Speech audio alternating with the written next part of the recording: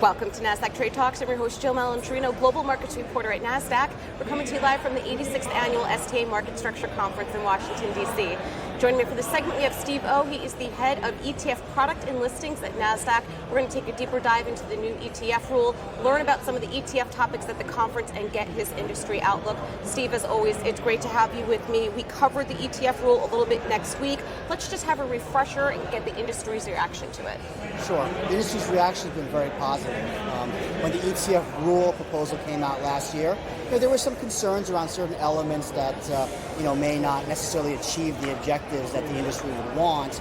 But it seems like through thoughtful collaboration, through communication as well, that the final form of the ETF rule is very well received. So a lot of ETF issuers are positive. We're still trying to pour through this 200-plus page document, but so far so good, and expect good things from this ETF rule. What are the overriding themes?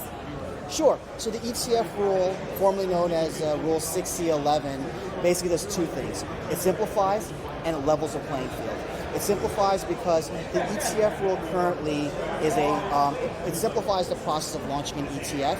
Currently, ETFs will have to get exemptions from the Investment Company Act of 40, a complicated process. It's going to make it simpler. It's going to cut the time to come to market, and then it levels the playing field because there are certain elements such as custom baskets that are not available equally for all ETF issuers. They're going to have that same relief now. All right, now is that going to help investors at all? It sounds like they're going to have more of a choice.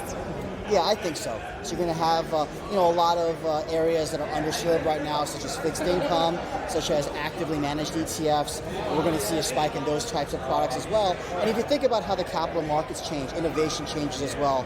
The pace and speed of innovation, the ETF's ability to come to market faster, to make it cheaper as well for new ideas to come to market, I think would be great for investors. All right, now for STA, are they going to be talking about any ETF market structure issues here? What are some of the overriding themes you expect to hear?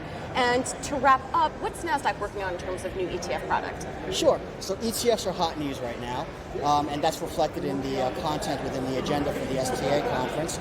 NASDAQ's own Tal Cohen, Executive Vice President, in his keynote speech will make ETFs a focal point of his conversation.